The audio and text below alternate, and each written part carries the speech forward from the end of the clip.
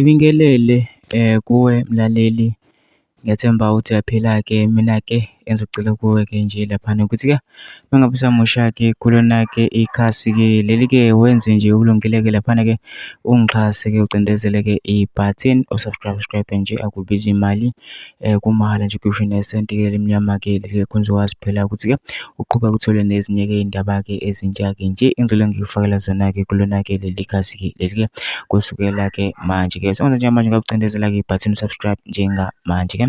Udaba kulethele lona-ke namhlanje-ke laphana ngithi abantu-ke basabambe ongezansi-ke laphana-ke ngokushiwo ngumakhelwane-ke kaMnqobi-ke laphana-ke emngcwabeni. UMnqobi-ke ubengumholi we-West Gang-ke laphana-ke oshonile-ke odutshuliwe ngamaphoyisa-ke laphana-ke. Khona-ke i-post engizokufundela yona-ke laphana-ke i-post-ke omunye womlisa-ke ithinte abaningi-ke le post le. Nami ngizocela laphana ukuthi-ke sikhulume ngayo le post masizwile-ke usho usicabanga noma-comments. Ithi-ke le post mangifundela yona-ke ithi, niyabona kodwa ukuthi izulu angeke silingene kanjani. Indlela abantu abaqamba ngayo amanga emingcwabeni yethu iyethusa. Ngempela uma abantu abaphilayo bengakhulumi okuyikho ngofileyo, lokho kuyamvimbela umufi ukuthi angene ezulwini. Impela thina siyolizwa ngendaba lelo zulu. Ngilalele omakhelwane balensizwa esencane yaseNanda ebifihlwa namhlanje. Bathi nguye lo mfana owaqeda ukubanjwa kwenkunzi eNanda.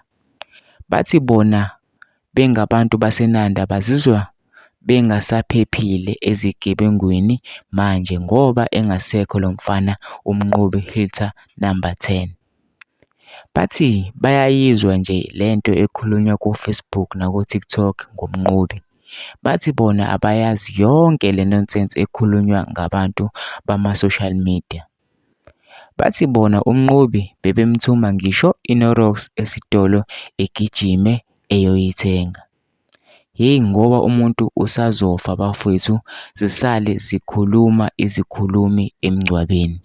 Kusho-ke le post le. UMnqobi-ke kuma-social media-ke udume ngokuthi-ke impela-ke bebulala-ke laphana kuze kwaba khona-ke nomunye-ke oyi-West-ke ofakaze live erediyweni ukuthi-ke vele-ke bebebulala-ke laphana-ke kodwa-ke umakhelwane bayakuphika-ke konke-ke lokho-ke. Bathi-ke abakwazi yena uMnqobi-ke ubebavikela-ke njengomphakathi-ke ekutheni-ke bangabanjwa-ke inkunzi-ke. Bathi-ke bazomkhumbula-ke laphana-ke nosisi wakhe uze washo ukuthi-ke abe idlozi elihle umfana-ke. Mina ngizocela lapha nama-comment section-ke for ubhale ukuthi ucabangani ngempela-ke ngalo lonke-ke lolu daba-ke lolu-ke nale nkulumo-ke le ubhale usicabangani. Mase wenza okulungile ungixhase phela ucindezele-ke i-button o-subscribe nje akubizi imali kumahhala nje ukhiphe nesenti-ke elimnyama-ke leli-ke khona uzokwazi phela ukuthi-ke uqhubeke uthole nezinye-ke iy'ndaba-ke ezintsha-ke nje engizolo ngikufakela zona-ke kulona-ke leli khasi-ke leli-ke kusukela-ke manje.